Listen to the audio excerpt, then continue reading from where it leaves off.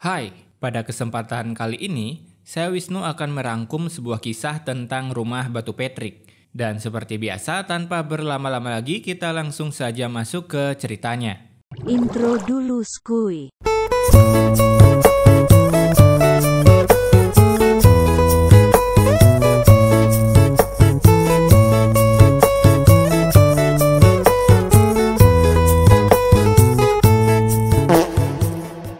Film dibuka dan menampilkan seekor kura-kura yang baru bangun. Ia bilang kalau dirinya telah ketiduran dan mulai sedikit olahraga karena si kura-kura ini berencana bertemu para gadis di pantai. Selesai sarapan dan menggosok giginya, kura-kura itu melihat dirinya yang jelek di kaca. Lalu ia berniat melakukan sedikit perawatan di salon. Saat keluar rumah, ternyata kura-kura itu ada di rumah Patrick. Yang berarti selama ini rumah Patrick merupakan sebuah cangkang dari kura-kura. Kura-kura itu begitu terkejut karena lapisan cangkangnya berisikan cor-coran semen. Squidward yang melihat rumah Patrick sedang berjalan, ia begitu gembira mengira tetangga baunya itu telah pindah. Patrick yang baru bangun, ia melakukan seperti biasa aktivitasnya seperti menggosok gigi dan lain-lainnya. Sampai-sampai ia belum sadar kalau rumahnya sedang berjalan. Patrick kemudian naik ke punggung kura-kura itu, membuka sebuah kacang dengan palu besar. Kura-kura yang risih lalu melemparkan Patrick ke jalan, dan saat itulah Patrick baru sadar rumahnya telah pergi. Patrick lalu mengejarnya, membawanya kembali ke tempat semula, lalu lagi-lagi Patrick naik ke atas punggungnya untuk mengebor sebuah kacang yang ia bilang itu adalah sarapan paginya. Kura-kura yang melihat itu, lalu ia memperkenalkan siapa dirinya yang ternyata namanya adalah Tony. Si Tony ini menyuruh Patrick untuk segera pergi dari punggungnya. Tapi Patrick yang tak mau pergi karena merasa tempat itu adalah rumahnya. Ia kemudian mengelem dirinya tepat di punggung si Tony. Nah, si Tony yang kesal, ia mau tak mau harus membawa Patrick kemana-mana. Di mana tujuan pertamanya datang ke sebuah salon. Di sana, Tony bertemu dengan temannya dan meminta maaf sudah terlambat dengan alasan ketiduran.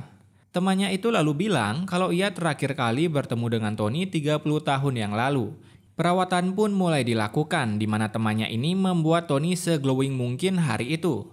Selesai ke salon, Tony membawa Patrick ke sebuah pemandian di Bikini Bottom yang merupakan pemandian air hangat. Dan saking hangatnya, sampai-sampai membuat Patrick menciut seperti ini. Tapi kemudian ia bisa membesar lagi dengan menyedot habis air keringat yang berada di celananya.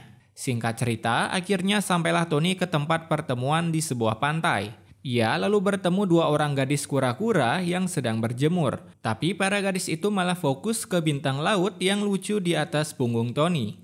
Gadis-gadis itu pun begitu suka dengan Patrick sampai-sampai memberinya sebuah kue coklat hingga membuat Tony begitu kesal.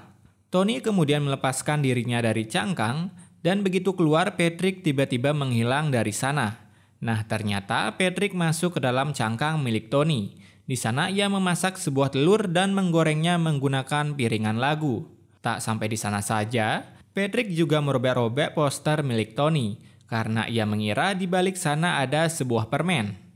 Tony yang semakin kesal dengan ulah Patrick, ia lalu meneriaki Patrick untuk segera keluar dari cangkangnya. Begitu juga dengan Patrick, ia meneriaki Tony untuk segera keluar dari rumahnya. Keributan itu pun semakin lama semakin menjadi-jadi. Sampai-sampai mereka berdua saling tarik-menarik hingga membuat cangkang itu terlempar mengenai Larry yang sedang santuy di atas menaranya, menyebabkan kerusakan di pantai itu dan juga kota-kota di Bikini Bottom. Hingga akhirnya cangkang itu ditampar oleh seorang bocil kematian dan mengenai karang sampai hancur. Karena kejadian itu, Patrick dan Tony saling menangis mengingat rumahnya telah hancur sekarang. Mereka saling meminta maaf, namun kemudian Patrick memikirkan sebuah ide. Nah, di mana ide Patrick itu tidur di bawah rumah Squidward, sementara Tony menggunakan rumah itu sebagai cangkang barunya. Tony pun memperlihatkan cangkang barunya itu ke para gadis-gadis. Sementara Squidward yang baru saja pulang kerja, melihat rumahnya berjalan dan ia langsung mengejarnya. Dan film pun selesai.